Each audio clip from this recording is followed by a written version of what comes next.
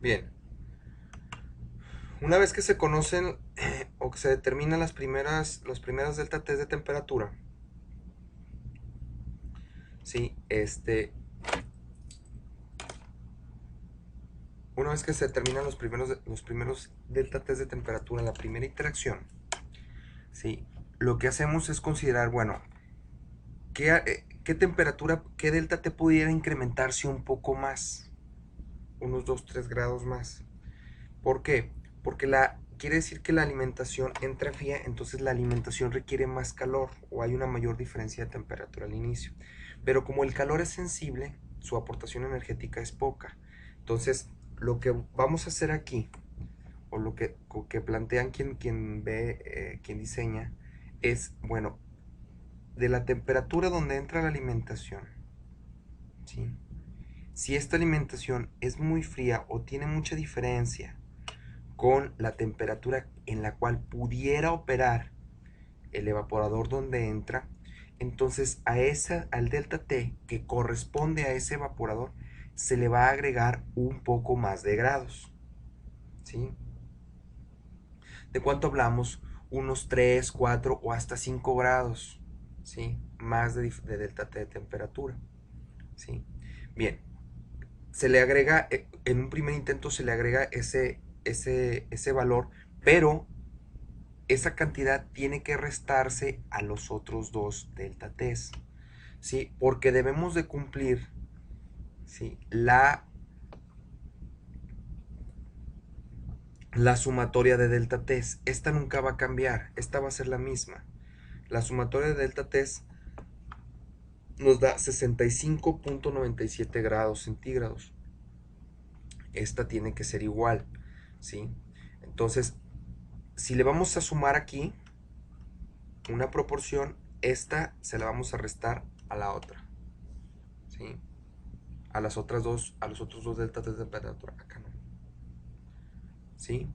Bien, aquí lo que hace el autor de manera estratégica ya le sube una cantidad de grados determinada para que nada más nos dé una interacción, ¿sí? Facilitarnos de que nada más nos dé una interacción en este cálculo. Vamos a ver algún problema en donde tengamos que hacer más de una interacción, ¿sí? Pero en este caso el autor le sube poco más de 3 grados, ¿sí? Y se lo resta a los otros dos delta T's de manera discrecional. Esto se hace de manera discrecional, pero es muy sensible. Si es que está muy fría la alimentación. Ahora, pudiéramos nosotros tomar los valores como tal. Nada más que aquí lo que sucede es que tendríamos muy probablemente que hacer una o dos interacciones más, ¿sí? Bien, entonces aquí todavía seguimos en la primera interacción. Con estos delta T's de temperatura, lo que vamos a hacer es sacar las temperaturas de operación de los evaporadores y las temperaturas de calefacción de los vapores que calientan cada uno de los evaporadores, ¿sí? Nos vamos entonces al evaporador 1. El evaporador 1 tiene la TS1 es la temperatura de saturación del calefactor. Este es el vapor primario, ¿sí? Es el vapor primario, ¿sí? Entonces, despejo yo la temperatura de operación, ¿sí? Despejo yo de la temperatura de operación y esto me queda la de la temperatura del vapor primario menos el delta T que ya asigné en el cálculo anterior. Aquí lo tengo, 15.56. Me dan total de 105.54. En el evaporador 1 siempre va a ser así, ¿sí? Porque es donde entra el vapor primario, ¿sí? Obviamente la temperatura de saturación pues ya la tenemos, ¿sí? La temperatura de saturación del vapor calefactor. Ahora, para el efecto 2, aquí hay una descomposición. Este cálculo ya muestra una descomposición, ¿sí? Yo tengo que la temperatura de operación 2, ¿sí? La temperatura de operación 2 es igual, ¿sí? Aquí estos dos significan la temperatura de saturación 2. ¿Esta cuál es? Esta es la temperatura con la que va a condensar el vapor en mi calefactor 2, en mi efecto 2. Aquí estoy ya viendo el efecto 2, ¿sí? Entonces, esta temperatura TS2 se va o se refiere a la temperatura de condensación del vapor calefactor en el efecto 2 que viene del efecto 1, ¿sí? Entonces yo puedo calcular esta rápidamente, ¿no? Esta la puedo calcular primero incluso, ¿sí? Y también esta, la del evaporador 3. ¿Por qué? Porque tengo la temperatura, ¿sí? Tengo la temperatura a la cual sale el vapor en el efecto 1, que es T1, ¿verdad? El vapor proveniente del espacio de vapor del efecto 1. Tengo esta temperatura, ¿sí? Bien. Ahora, esta temperatura, ¿sí? Menos el sobrecalentamiento, ¿sí? Me va a dar la temperatura a la cual este vapor va a condensar. Le quita primero el sobrecalentamiento y luego condensa. Entonces va a salir a esta temperatura. Y a esta temperatura va a ser el calor. ¿Por qué? Porque la parte de sobrecalentamiento rápidamente cambia la temperatura. Una vez que empieza a haber aquí este intercambio, esa luego cae. Entonces se desprecia el EP en el sentido de calefacción, ¿sí? Pero debe de considerar o encontrarse, bueno, cuál va a ser la temperatura a la cual va a condensar esto, ¿no? Entonces aquí lo único que hago, pues, en resumen, simplemente es que a esta temperatura a la que está entrando el vapor, que es una temperatura de sobrecalentamiento, le quito la elevación de punto de ebullición o el delta T de sobrecalentamiento, ¿sí? Y me da entonces que voy a traer una temperatura de 105.18. Es decir, esta es la temperatura de condensación. Esta va a ser la temperatura a la que va a condensar el vapor en el segundo efecto, el vapor calefactor, y a la que va a salir el condensado, ¿sí? Luego, esta temperatura, ahora sí ya la puedo usar igual que en esta otra ecuación, ¿sí? La temperatura de operación 2 es igual a la temperatura de saturación 2 menos delta T2. Nada más que aquí el autor pone esta descomposición aquí, ¿sí? Pone esta descomposición aquí. Aquí por eso estamos simbolizando lo que es la temperatura de saturación 2. Entonces, aquí de inmediatamente son 105.54, ¿sí? Menos 0.36 son obviamente 105.18, estos dos elementos, menos 18.34 te da 86.84, ¿sí? Bien. Aquí es LP1, ¿por qué? Porque es la corriente de vapor que viene del 1. Aquí afecta el EP1, ¿verdad? Aquí entonces sería, aquí es el EP1, aquí sería menos el EP2, ¿sí?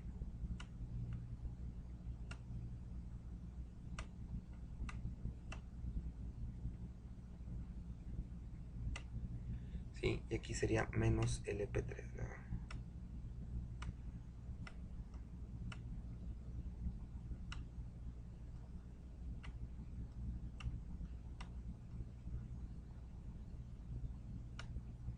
Menos el EP3. Bien.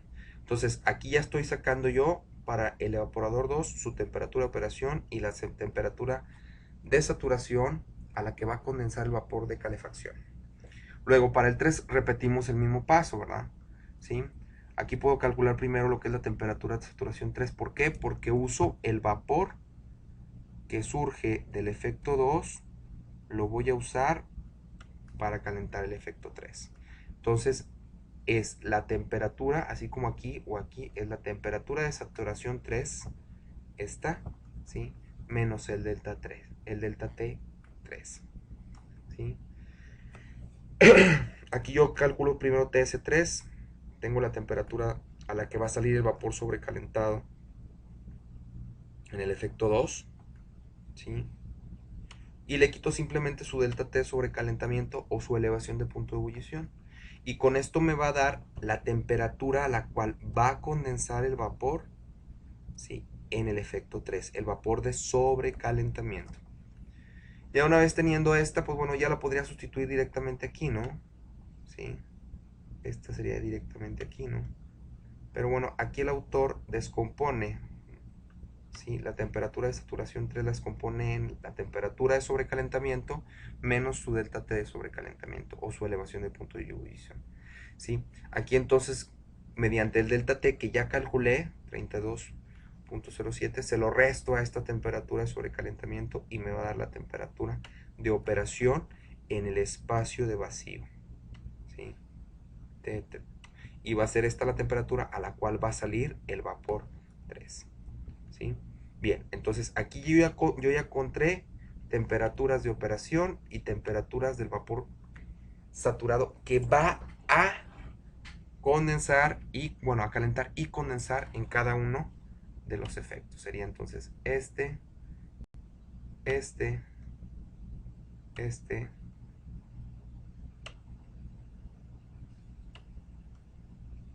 serían estos 6.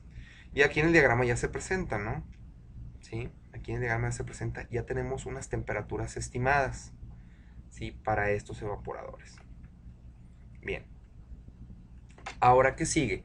Este paso sí, es muy importante que lo dominemos. Muy probablemente veamos en clase más explicado este punto, ¿sí? Hay aquí lo que vamos a determinar ya son las entalpías, ¿sí? Porque lo que vamos a determinar mediante los balances de materiales y de calor, se calcula la cantidad vaporizada, concentración de líquido y vapor de Q. Para esto, para el balance de materiales y de calor, pues obviamente necesitamos las entalpías de líquido y las entalpías de vapor, ¿sí? Las entalpías de líquido y las entalpías de vapor.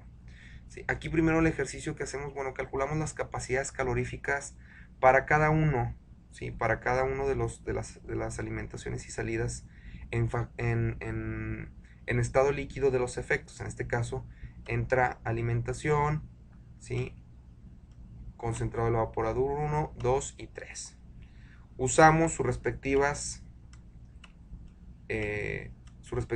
porcientos en peso ya estimados, ¿sí? Ya estimados en el paso 2. Aquí tenemos estimados, ¿sí? Bien, y con esto ahora sí determinamos el CP de los líquidos que los vamos a usar en el balance, ¿sí? Bien, entonces vamos a sacar tanto para el estado de vapor, vamos a sacar cada uno de sus entalpías, ¿sí? Las entalpías de vapor y las entalpías de líquido, ¿sí?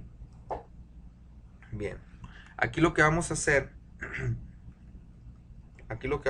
vamos a sacar las entalpías de vapor, ¿sí? Aquí tenemos entonces la entalpía del vapor que sale, ¿sí? Es igual a la entalpía del vapor saturado. Esta entalpía no es la lambda, ¿sí? Es la entalpía del vapor saturado. La diferencia entre la entalpía del vapor saturado, del líquido saturado y vapor saturado es lambda. Pero aquí la que vamos a considerar es la que venga en esta parte de la tabla. Por ello se les brindó ya las tablas de Jankopoulos, ¿sí? Y luego, más el CP de sobrecalentamiento del vapor. Aquí los autores manejan un CP del vapor promedio, ¿sí? Para un rango de temperaturas muy grande, de hasta 0 y 200 y 120, 140 grados centígrados, ¿sí? Incluso hasta 200. Este CP puede considerarse constante para la mayoría de los casos de evaporación, excepto, claro, si estamos usando vapores de muy alta temperatura, arriba de 180, 200 grados. Ahí sí tendríamos que considerar otro CP, ¿no? Pero es difícil, ¿no? Siempre en la parte de operación, siempre estamos manejando presiones abajo de la atmosférica, entonces las temperaturas de ebullición son bajas, ¿no? Relativamente. Entonces, en este punto, yo aquí les comento de una vez que este CP de vapor es común y lo vamos a manejar como constante, ¿sí? A merced de, claro, si no se aplica la cuestión esta que les brindo, de que sean muy altas las temperaturas a la cual se va a evaporar, pero es difícil, ¿no? Es difícil, entonces podemos considerarlo constante este valor de CP únicamente para el vapor. Las que sacamos aquí, si observan, son para líquidos, ¿sí? Para sacar las entalpías del líquido.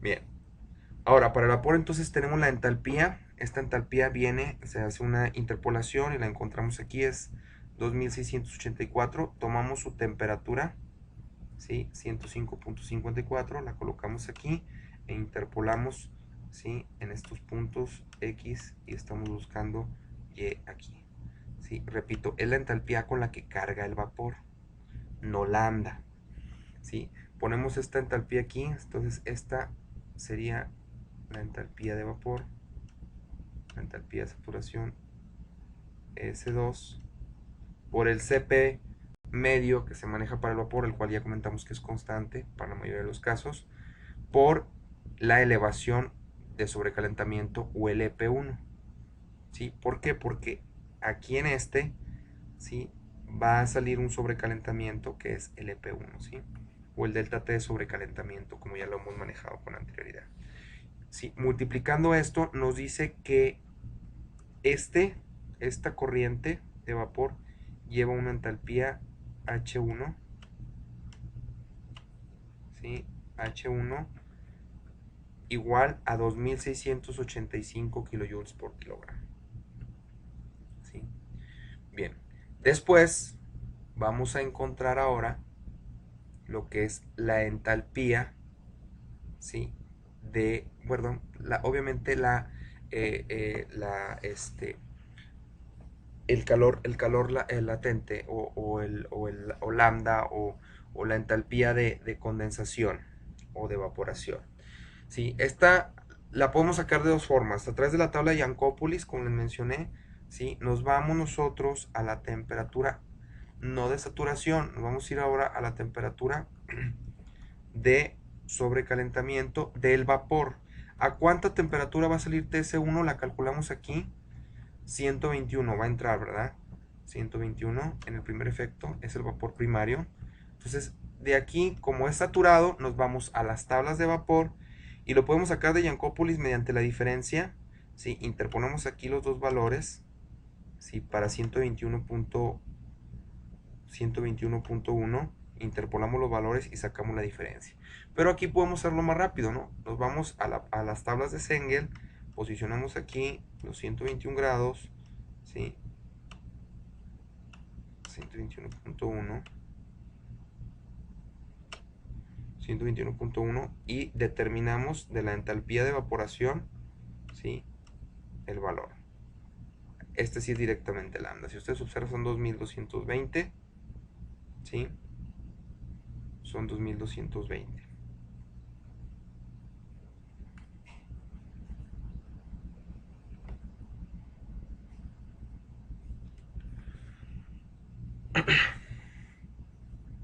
Aquí al parecer hay una pequeña diferencia en cuanto a las entalpías. Esto puede derivarse de las tablas, ¿verdad? De las tablas de vapor. Existe una pequeña diferencia. 121 grados centígrados da 2220. ¿Sí? Probablemente debe dar menos, pero debe estar en este orden. Me imagino que las tablas del Jankopoulos dan exactas, ¿no? Con esta puede dar un aproximado, pero yo puedo sacar de aquí la lambda directamente. ¿Sí? Bien. Aplico el mismo ejercicio para los otros efectos. Yo tengo aquí una entalpía 2, ¿sí? Una entalpía 2, esta va a ir aquí en el vapor que sale del efecto 2 y que está sobrecalentado, por lo tanto es la entalpía, ¿sí? La entalpía de saturación, perdón, la entalpía de saturación, ¿sí? 3 a la temperatura de saturación 3, TS3, aquí no la dan, ¿sí? Porque a esa va a condensar el vapor, a esa temperatura va a condensar el vapor de calefacción en el efecto 3, ¿sí? A esta entalpía, que son los 86.19, nos vamos a las tablas, ¿sí? A las tablas de el Jankopoulos y nos debe de dar 2654, ¿sí? Más el Cp, ahora sí les mencioné, este es un CP medio que usamos para el vapor, ¿sí? Que como les comentaba, los CPs del vapor cambian muy poco, ¿sí? Cambian muy poco, entonces puedo usar un CP global por el EP de temperatura y sacamos la entalpía H2, lo que lleva de calor este flujo, ¿sí? Bien, buscamos ahora la lambda S2 va a ser el calor latente al que va a ceder el vapor de calefacción, la energía que va a ser el vapor de calefacción. Aquí, como lo ven, bueno, hace el cálculo como lo hacen ya en Cópolis mediante diferencias, ¿sí? Este menos este menos este valor, vapor saturado menos líquido comprimido, o nos vamos directamente al Cengel, ¿verdad? Entonces esto nos debe dar 2444. Para el efecto 3 se aplica el mismo ejercicio. Aquí necesitamos tener nada más la entalpía, ¿sí? Para la temperatura a la cual va a condensar ese vapor 3. Esta temperatura aún no la hemos sacado, pero la podemos conocer a partir de la diferencia con el EP, ¿verdad? Sí, esta temperatura no la hemos determinado, pero aquí está. Son 51.67. No es más que la temperatura a la cual va sobrecalentado menos la temperatura de saturación, ¿sí? Entonces, aquí en ¿sí? Sacamos esta entalpía, nos debe dar 295 para 51.67 grados. Esta la sacamos de las tablas del Jacopoulos, ¿sí? Estas ya se encuentran en la página de internet, ¿sí? Y le sumamos el incremento de energía por calor sensible, ¿sí? Por elevación de temperatura, el CP promedio que manejamos por el EP. Y nos da un calor de 2600 kilojoules por kilogramo. La lambda igualmente la sacamos, la lambda S3 la sacamos de el calor de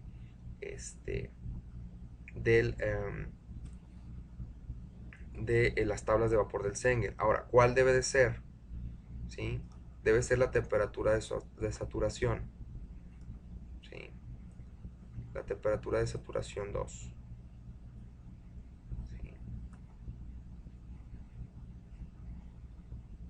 Este es del vapor 1, este es del vapor 2, es decir, vamos a sacar lambda a 86.19 grados del TS3 y este lo vamos a sacar la lambda a 51.67 grados, ¿sí?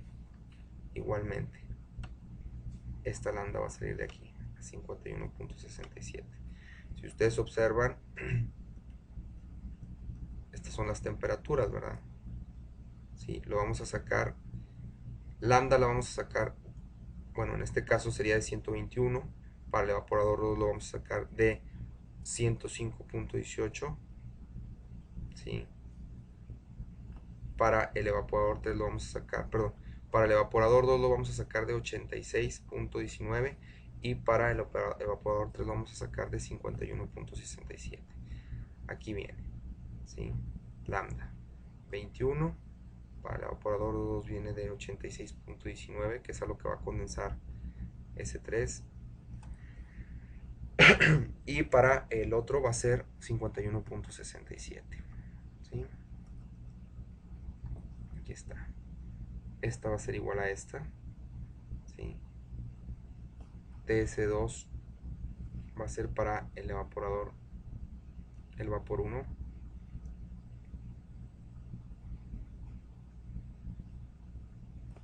Ese va a ser TS1, TS2 y TS3. Si se fijan ustedes, aquí nos estamos pasando lo que son la temperatura de saturación 2, ¿sí?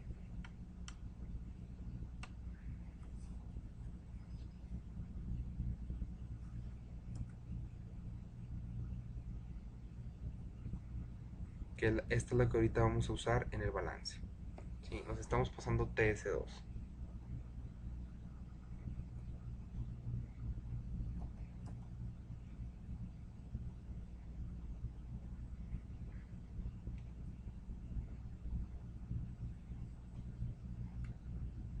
Bien.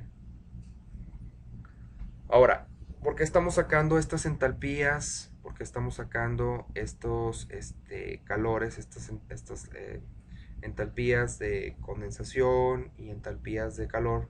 La vamos a sacar porque ahora vamos a meter lo que es los balances de calor, ¿sí? Que era el último punto que comúnmente se ve en los evaporadores de simple efecto. Es igual, es donde vamos a meter para sacar el calor en cada uno de los evaporadores, ¿sí? Entonces, ¿qué es lo que vamos a hacer? Vamos a hacer un balance un balance de masa y calor en cada uno de los evaporadores, en cada uno de los efectos. Para el efecto 1, el balance quedaría de esta forma. Hay que explicarlo. De aquí nosotros ya sacamos lo que es lambda S1 del vapor primario, ¿sí? H1 del vapor, la entalpía del vapor que se va, esta ya la hemos sacado acá, ¿sí? Y el calor latente, ¿sí? Bien, tenemos y ¿verdad? Sí, este ya lo habíamos sacado. Tenemos los flujos excepto el del vapor, obviamente el del vapor primario, ¿sí? Entonces, y también tenemos los flujos ahorita por lo que se tiene de la alimentación, del concentrado y del vapor. Ahora, esta parte de aquí sí la quiero explicar muy a detalle. Esta parte de aquí ya son las metadas entalpías, ¿sí? Son las entalpías de líquido. En este caso sería HF, ¿sí? Y este sería HL1, esta parte. Cuando habíamos visto nosotros evaporadores simples, este Cp se multiplicaba por la diferencia entre la temperatura de alimentación y la temperatura de operación. En los evaporadores de efecto múltiple cambia, ¿sí? Este se multiplica única y exclusivamente por la temperatura de alimentación menos cero. ¿Por qué? ¿Por qué va a suceder esto? Porque como no conocemos realmente todavía no conocemos la temperatura de operación 1, aquí hay una estimada, pero no la conocemos, entonces no podemos tomar esa entalpía como correcta, ¿sí? Entonces lo que hace, el juego que hace aquí, ¿sí? Es decir, bueno, necesitamos poner todo bajo una temperatura de referencia. Y la temperatura de referencia, como aquí se balancean tanto el vapor como la temperatura de referencia para los líquidos va a ser cero, ¿sí? Siempre va a ser así, va a ser cero. ¿Por qué? Porque es la temperatura, hagan de cuenta que estamos haciendo un balance, hagan de cuenta que busca el equilibrio. Entonces, yo tengo una entalpía del vapor primario, tengo una entalpía de alimentación, tengo mi equipo aquí, ¿sí? Y va a salir mi entalpía de líquido y mi entalpía de vapor. Aquí lo puse todo con mayúscula, ¿no? Pero los líquidos sabemos que es minúsculo. Y mi entalpía de vapor. Bien, entonces, como esto, ¿sí? No es más que buscar lo que le llama un punto de equilibrio entre estas entalpías, ¿sí? Igualar entradas con salidas.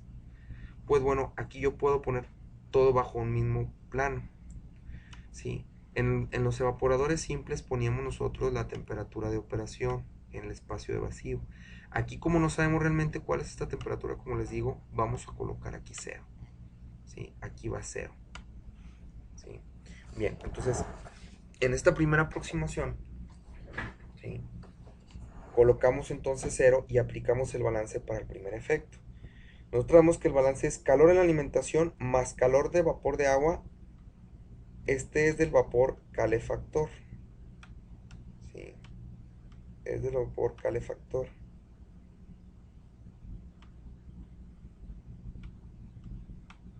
¿sí? Es igual al calor del líquido concentrado, lo que sale en el líquido, más el calor del vapor, lo que sale. Ah, aquí me falta una otra línea, ¿no? Sí, lo que le llaman el del saturado, pero ya es del condensado.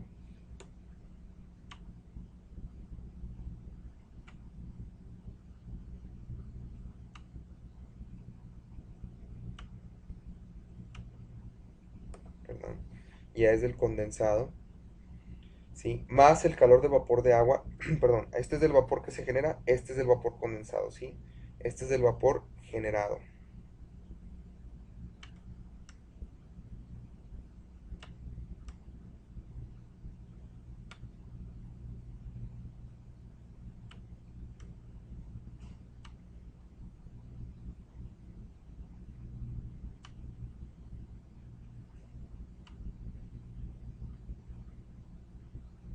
Entonces, si se fijan, este balance que hicimos en el primer efecto no es más que una adecuación de este, ¿sí?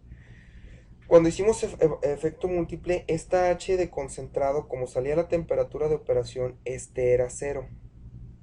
¿Sí se acuerdan? Este lo hacíamos cero, porque este ya incluye aquí la temperatura a la cual va a llevar, va a llegar el equilibrio o la salida de la operación. Aquí poníamos cero. En este caso no, en este caso siempre va a tener un valor, ¿sí? Siempre va a tener un valor. Bien, aquí también pudiéramos poner pudiéramos poner cero, pero cuando tiene un sobrecalentamiento no puede ser cero, ¿sí? Esto es para un efecto simple. Un efecto múltiple se considera todo, lo acabamos de sacar, ¿sí? Bien, ahora, sustituyendo los valores, ¿sí? Para el primer balance, ¿sí? Aquí en el efecto 1 es donde entra la alimentación. Vamos a ver en el caso de efectos de alimentaciones inversas, donde estos balances son los que ya realmente cambian. ¿Sí? La parte de balance ya cambia. ¿Por qué? Porque la alimentación entra en el 3, no entra en el 1. ¿Sí? Entra en el último, no entra en el primero. Entonces ahí es donde realmente vamos a ver un cambio en esta estructura, en esta forma de plantear el balance. Entonces, sustituyendo los valores, tengo la alimentación, ¿sí? Tengo el CP que calculé, el CP de líquido que calculé al inicio del paso 4, 3.950, ¿sí? Y esto lo multiplico por la temperatura de alimentación, TF, menos 0, más el vapor, que es algo que desconozco, es algo que voy a calcular, por su entalpía de condensación, ¿sí? La cual es 2220, o ¿sí? En kilojoules por kilogramo. Bien, entonces, esto es igual a el concentrado L1, al concentrado L1, ¿sí? Que multiplica al CP por su temperatura a la que sale el condensado, ¿sí? Más, ¿sí? Ahora yo tengo aquí el vapor. Aquí, ¿qué va a pasar? Aquí no voy a sustituir ya los vapores ¿cómo se le dice? Prorrateados. Aquí ya voy a encontrar yo los flujos más reales, ¿sí? Más reales tanto de los vapores como de los concentrados. Entonces, ¿qué hago aquí? Sustituyo, si se fijan, yo aquí tengo que B1 es igual a la alimentación menos el concentrado 1. Lo vemos de acá del diagrama, ¿sí? Que es igual a 22.680 menos L1. Y esto lo multiplico por la entalpía del vapor. Como les repito, aquí el juego que va a ser sobre cero. Por eso esta no es... Bueno, aquí, aunque si hay una elevación de punto de ebullición, sí tiene que haber, ¿no? Entalpía, pero aquí no se hace cero. Entonces, a partir de esto, yo saco lo que son los concentrados y los vapores que yo necesito, ¿sí? Para el caso de la parte 2, del efecto 2, esta obviamente es su alimentación.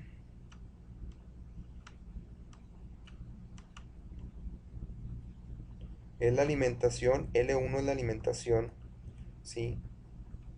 Aquí está, L1 es la alimentación al, al evaporador 2.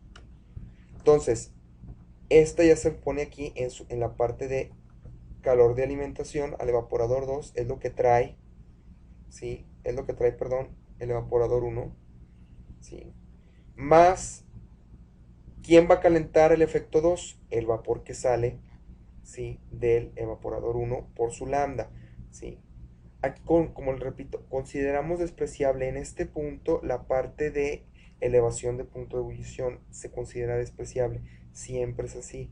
Vamos a suponer, se supone que siempre este vapor llega como saturado. ¿Por qué? Porque eh, no impacta realmente cuando se descalor, cuando está en calefactor, no impacta en la transferencia del sobrecalentamiento. Rápidamente se consume ese calor por el delta T y el calor fuerte es obviamente el de condensación. Pues sabemos que el agua para elevar un grado su temperatura es una caloría, para cambiar de fase son 500, ¿no? Entonces es despreciable, ¿no? Uno entre 500 es despreciable para este caso. Entonces por lambda, esto es igual a las salidas de calor. ¿Qué se va a llevar el calor? Se lo va a llevar el concentrado multiplicado por el Cp por T2 más el vapor que va a salir, ¿sí? Se va a llevar mi calor, ¿sale? Es el concentrado y el vapor, ¿sí? Aplicamos la misma fórmula, ¿sí? Para sacar lo que sería la entalpía H2, ¿verdad? H2. ¿Sí? Aquí esta sería H1, ¿verdad? O la entalpía del concentrado 1. ¿Sí? Bien, entonces aplico esto, sustituyo los valores, todo esto lo tengo el CP, ¿sí? Este está estimado en el inicio del paso 4, su temperatura, tengo lo que significa B1, prácticamente es este mismo término, lo paso de este otro lado, nada más que aquí es por lambda, hay que tener cuidado, no es por la entalpía de evaporación. Se fijan, estas pueden ser muy parecidas, la única diferencia que está aquí se la da el CP por la elevación de punto de ebullición, ¿sí? Entonces esta es lambda, ¿sí? Esta es lambda S2, esta es una entalpía, ¿sí? Que considera obviamente el calor de vaporización, ¿sí? Esta es el calor de vaporización más el de sobrecalentamiento, ¿sí? Esto es igual a L2, lo cual aquí no lo conozco. Repito, aquí ya vamos a hacer las interacciones para poder sacar un valores aproximados de concentrados y de gastos y de flujos másicos de los vapores, ¿sí? Multiplicado por el CP que corresponde a este concentrado, ¿sí? El cual es 3.684. 3.684, ¿sí? Y esto lo multiplico por, como les había mencionado, la temperatura 2, la cual ya la habíamos estimado.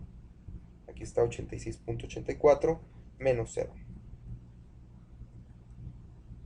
Menos 0.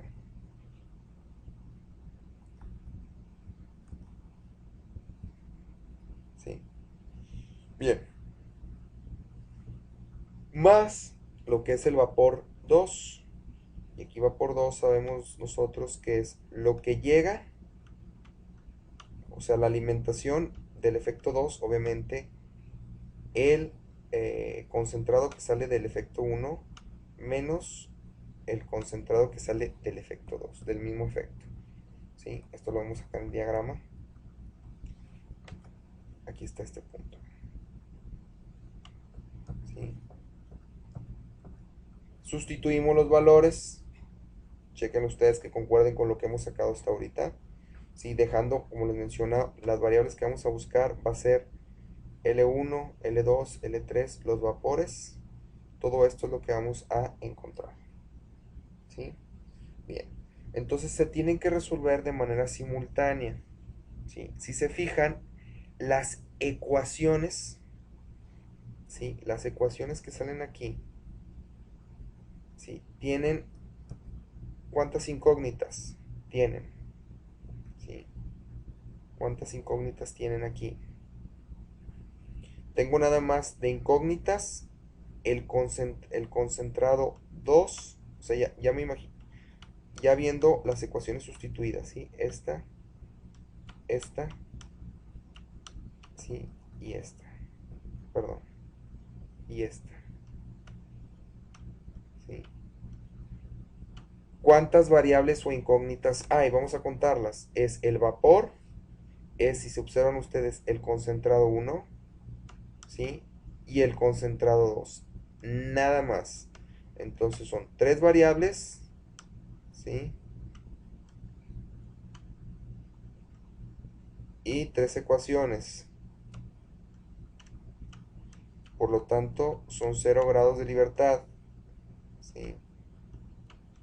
Y se puede solucionar el sistema de manera simultánea. Empezamos a sustituir los valores. Por ejemplo, aquí podemos despejar. ¿Dónde se nos podría facilitar más? No sé, aquí puedo despejar yo L2, ¿no? Despejo de aquí L2, lo despejo, es igual a una función de L1. Y este L2 lo sustituyo aquí, en cada uno de donde participa. ¿De dónde participa? Participa, sería sustituido aquí y aquí, ¿sí? Y entonces ya dejo todo expresado en términos de L1, el cual lo despejo, ¿sí?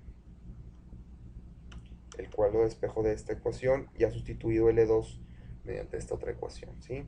Entonces, ya despejado L1, pues ya puedo ahora sí volver a encontrar L2, ¿no? Lo sustituyo, este L1 encontrado del despeje de esta ecuación, lo encuentro en esta otra y ya tengo L1. Ya tengo L1 y L2. Y este L1 igual lo sustituyo ahora sí directamente en esta otra ecuación, ya con su valor, ¿sí? Y puedo encontrar la cantidad de vapor S, ¿sí? Esto sí se los pido, lo hagan como ejercicio para que vean ustedes los despejes cómo tenemos que sacar. Si en todo caso tienen ustedes dudas, lo podemos ver esto en clase. Nada más les pido por favor que me lo comenten, ¿sí? Entonces, ya resuelto de manera simultánea, obviamente puedo encontrar L1, L2, L3 ya lo conocía, lo estimamos desde el inicio del proceso, desde el primer paso lo estimamos, ¿sí? Desde el paso 2, perdón. Ahora sí, estimamos la cantidad de vapor que vamos a usar y, por ende, aplicando, ¿sí? las ecuaciones, en este caso sería esta ecuación y esta ecuación, porque conocemos L1 y L2, podemos encontrar los vapores, ¿sí? Y estos son los que ya encontramos, ¿sí? Si se observan ustedes, relativamente están un poco cerca de los que ya habíamos estimado previamente, ¿no?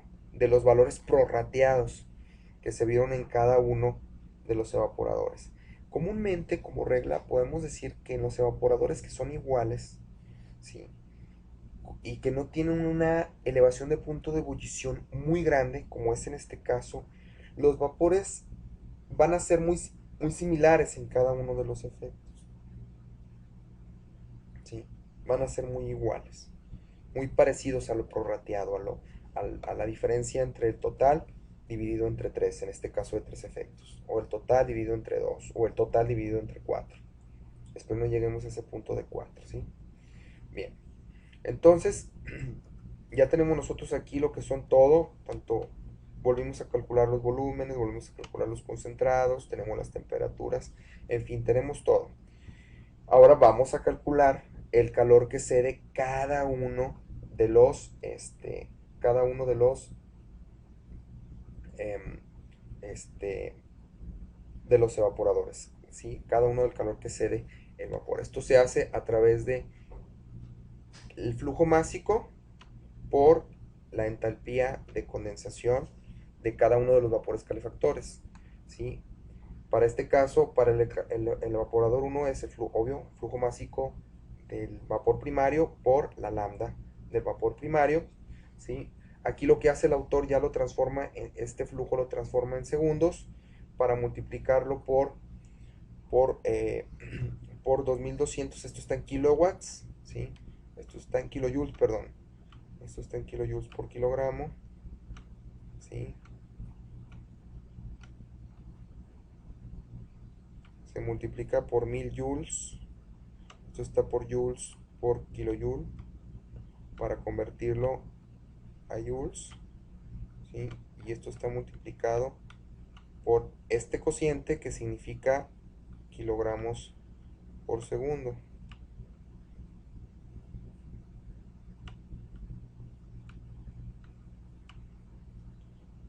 Kilogramos por segundo. ¿Para qué es esto el autor? Para que el resultado me den watts, ¿no? Me den joules sobre segundo, que es watts, ¿no? Entonces aplico esto para el primer efecto. Para el segundo efecto, pues obvio, su vapor calefactor es el que viene del evaporador 1, ¿sí? Entonces es V1, que ya estimamos, V1 por su lambda de condensación, la cual ya habíamos estimado, ¿sí? Está lambda S2. Lambda S2. Ahora, ¿por qué aquí 1 con lambda S2? Los calores y entalpías se corren un número hacia adelante porque simbolizan el punto en donde van a condensar o donde van a intercambiar calor. Pero el flujo es el que sale del evaporador 1, ¿sí?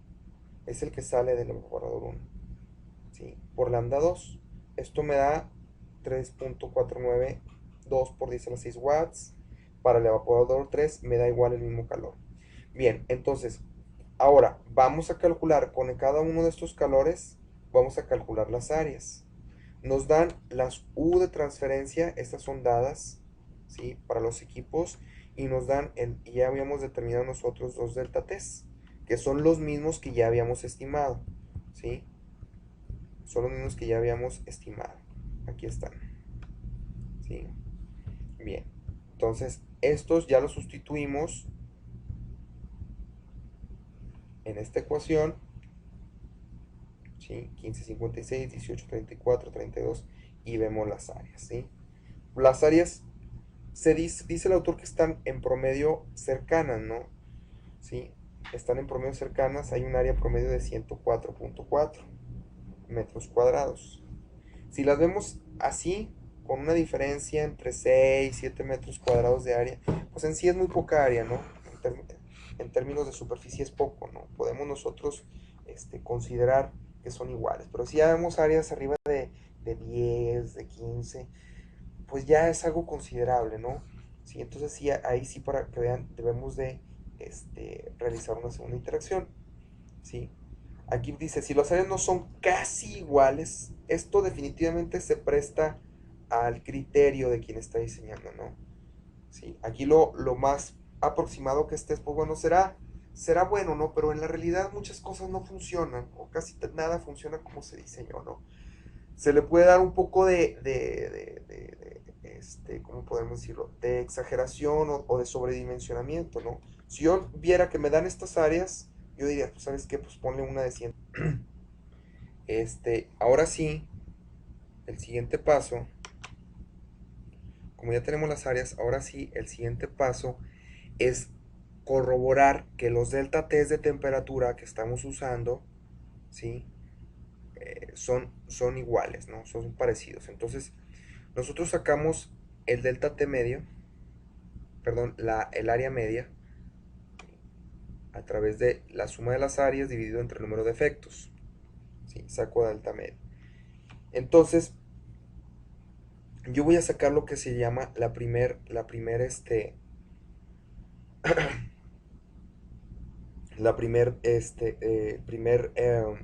interacción o el primer cierre de interacción, ¿sí? De cada uno de los evaporadores, ¿sí? Esto lo saco a través de la multiplicación del delta T1 por su área respectiva entre el área media, y encuentro la primera aproximación del delta T1 real, ¿sí? Lo mismo aplico para 2 y para 3, ¿sí? La suma de más debe de cumplir el valor que ya habíamos sacado de la sumatoria de delta T. ¿Cuánto era? 65.97. Debe de cumplir esta misma regla. No cambia. ¿Por qué? Porque eso quiere decir que es el delta T grande, ¿sí? Ese no va a cambiar nunca. Está sacado de valores que inicialmente conocemos o podemos determinar rápidamente. Entonces, ese no cambia. Por lo tanto, si este no da, se reajustan proporcionalmente para satisfacer esta condición. Si se presenta una EP, entonces usando las concentraciones del paso 4 se determinan nuevos valores de puntos de ebullición y de EP en los tres efectos, ¿sí? Este produce otro valor delta T disponible para transferencia de calor, sustrayendo del valor total de delta T la suma de los tres EPs. Voy a explicar ahorita qué significa esto, ¿sí? Esto significa lo siguiente: saco las áreas, ¿sí? Saco los lobos delta T primas, que son el cierre de las interacciones. Y aquí, por ejemplo, me da 16.77, 16.86, 32.64, que si observamos están muy aproximados, ¿sí? Muy aproximados a cada uno de estos valores. Entonces, si sumamos estos tres, ¿sí?, nos tiene que dar forzosamente 65.97. Aquí en este caso sí da, ¿verdad?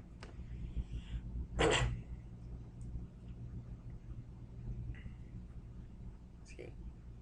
Si en todo caso, como les digo, estos no concuerdan, que tienen mucha diferencia, tengo que volver a hacer la interacción, ¿sí?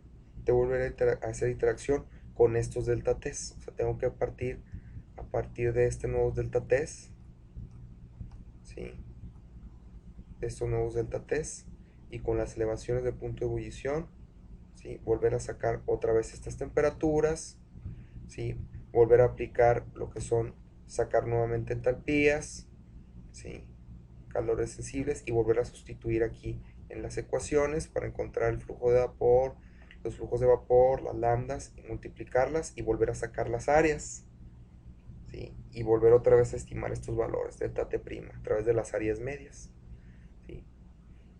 Bien.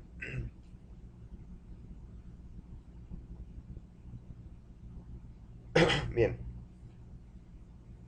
Entonces, esto es siempre y cuando haya mucha diferencia y no concuerden con la sumatoria de delta T, ¿sí? Ahí repito.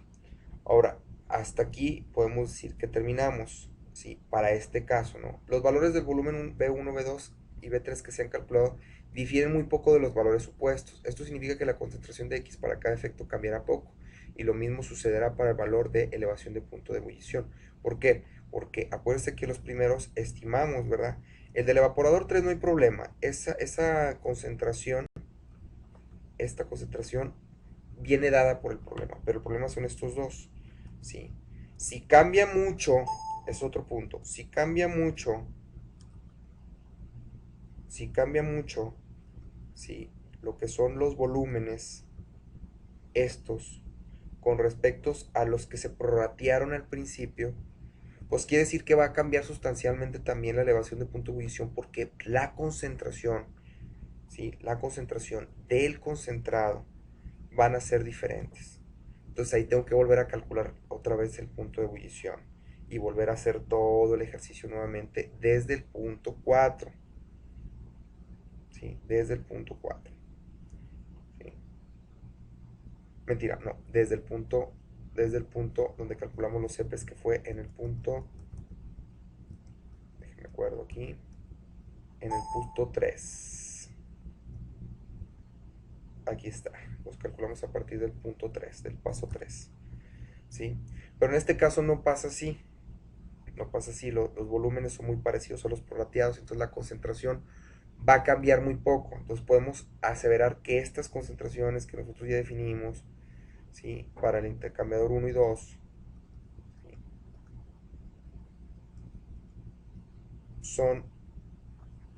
son correctas. Esta y esta. Y esta no, esta ya viene dada y esta viene dada. Bien. El paso 7 dice: con los nuevos valores delta P' de paso 6 se repite el cálculo desde el paso 4. Este proceso continúa hasta que las áreas sean iguales. Nótese que el paso 1, 2 y 3 simplemente definen un punto inicial razonable para empezar los cálculos. Solo voy a llegar hasta el paso 3 cuando estos volúmenes sean muy diferentes. Si no son muy diferentes, parto del paso 4 para sacar nuevamente las áreas, los flujos y todo lo demás. Pero, ¿sí? Siempre y cuando estos sean muy iguales en la primera o segunda interacción, dependiendo de lo que hago. Si no son muy iguales a lo que se tiene estimado prorrateado en el paso anterior, ¿sí? Tengo que recalcular las elevaciones de punto de visión. ¿Por qué? Porque va a variar la concentración X. ¿Sí? Para dudas me pueden preguntar en el salón. Cualquier paso de este problema, ya se encuentra la presentación en la página, se encuentran las tablas de Jankopoulos también en la página, y vienen más ejercicios también en la página ya resueltos, ¿sí? A partir de el día de mañana. ¿Sí? Bien, aquí ya lo que último que falta, pues bueno, ya es calcular lo que es la economía de vapor, ¿no? La economía de vapor es la suma de los vapores que se generaron en todo el sistema, ¿sí? Entre el vapor que se usó, ¿sí? En este caso es una economía de 2.03. Como les había recordado, mencionado, y como les recuerdo, les había mencionado con anterioridad, es a excepción de evaporadores simples, en donde suceda una evaporación flash, ¿sí? Pero todo evaporador simple cuya temperatura de alimentación sea menor a la temperatura de operación, ¿sí? La economía de vapor de agua va a ser menor a 1. Pero en evaporadores múltiples la economía debe ser mayor a 1, ¿sí? Debe ser mayor a 1. En este caso es 2.03 de economía de vapor. Si ustedes tienen dudas en cómo se realiza el problema, repito, pregúntenme. Pregúntenme durante la sesión de clase, ¿sí? Bueno, aquí terminamos este primer ejercicio. Quise poner uno de triple efecto de manera inmediata para darles como una pequeña sacudida, ¿sí? Para que cuando veamos dobles efectos, pues bueno, les sean mucho más fáciles de entender, ¿sí? Vamos a ver otro ejemplo de triple efecto, doble efecto en retroalimentación, en alimentación paralela, triple efecto, ¿sí? Y en doble efecto en alimentación en retroceso, ¿sí? En alimentación directa sería mucho más sencillo, ¿no? Que este. Por ahí si alcanzamos vemos también un ejercicio de estos, ¿sí? Bien, entonces les envío un saludo, espero se encuentren de lo mejor, nos vemos durante la clase.